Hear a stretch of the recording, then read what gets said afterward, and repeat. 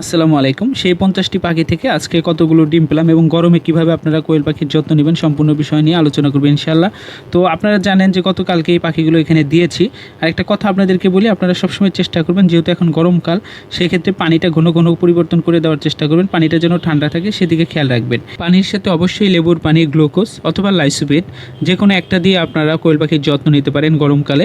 আমরা জানি যে গরমকালে কোয়েল পাখি ডিম কম পারে, আসলে কারণে একটা, যদি অতিরিক্ত গরমে কোয়েল পাখির সমস্যা হয় তাহলে বুঝতে পারবেন কোয়েল পাখি হাঁপিয়ে যাবে, হা করে নিঃশ্বাস নেবে, এমন সময় অবশ্যই স্প্রে করে দিবেন আপনারা। আলহামদুলিল্লাহ নিচে দুটো ডিম পেড়ে রেখে দিয়েছে দেশি মুরগি। যারা কমার্শিয়ালভাবে করতেছেন, অর্থাৎ অনেক বড় পরিসরে করতেছেন, তারা চেষ্টা করবেন যাতে করে ফ্যানের ব্যবস্থা করে দেওয়া যায়। যদি আমরা ফ্যানের ব্যবস্থা করে দিতে পারি তাহলে কোয়েল পাখি থেকে ডিম ভালো পাওয়া যাবে ইনশাল্লাহ, আশা রাখা যায়। কারণ আমরা জানি যে ঠান্ডার সময় কোয়েল পাখি ডিম বেশি দেয়, এর কারণে একটাই, কোয়েল পাখি সুস্থ সবল এবং ভালো থাকে। তো গরমকালে যদি এরকম শরীরটা ঠান্ডা রাখা যায় তাহলে অবশ্যই আপনারা ডিমের প্রোডাকশন ভালো পাবেন। রাত্রে লাইটের পরিমাণটা বাড়িয়ে দেবেন। লক্ষ্য রাখবেন কোয়েল পাখি যেন কোনোভাবে হাঁপিয়ে না যায়।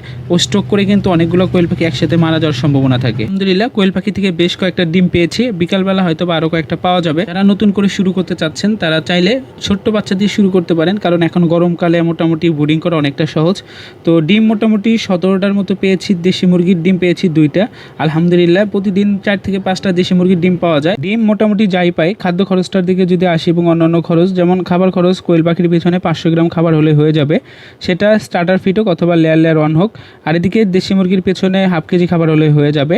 যদিও হাফ কেজি খাবার যায় না, তারপরে ধরে নিলাম আমার সব মিলে যদি 1 কেজি খাবারও খায়, এতে আমার কোনো লস নেই। এবার চিন্তা করেন যদি প্রোডাকশনটা কমে যায় তাহলে কিন্তু আমার অনেকটা লসের সম্মুখীন হতে হবে, সেটা পারিবারিক ডিমের চাহিদার জন্য হোক অথবা কমার্শিয়ালভাবে হোক না কেন। তো যার ফলে আমি আপনাদেরকে বলি সবসময় আপনারা লেবুর পানি, লাইসোবিট এবং গ্লুকোজ পানি, মুরগি হোক, হাঁস হোক এবং কোয়েল পাখি হোক, যেটাই হোক না কেন, গরমকালে সবসময় আপনারা দিয়ে যাওয়ার চেষ্টা করবেন।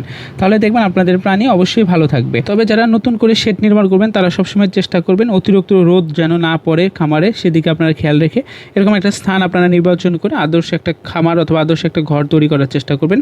যাই হোক, মোটামুটি 20 থেকে 25টা করে ডিম আসলেও আমি আলহামদুলিল্লাহ 50টা কোয়েল পাখি থেকে, আর খাঁচাটা মোটামুটি সেল হয়ে যাবে। কয়েকজনের সাথে কথা হয়েছে, দোয়া রাখবেন আপনারা, অবশ্যই সেই বিষয় নিয়ে ভিডিও পাবেন। আর কারো কাছে যদি এই মুরগের যদি জুটি থেকে থাকে অথবা এই জাতের যদি মুরগি কারো কাছে থেকে থাকে, অবশ্যই আপনারা কমেন্ট করে জানাতে পারেন। খুব শীঘ্রই চীনা হাঁস আসবে খামার ইনশাআল্লাহ। ছোটো থেকে কিভাবে চীনা হাঁস বড় করা যায়, অর্থাৎ ছোটো থেকে কিভাবে পালন করে লাভবান হওয়া যায়, সম্পূর্ণ বিষয় নিয়ে আলোচনা করব। ভালো থাকবেন আপনারা সকলে। আসসালাম।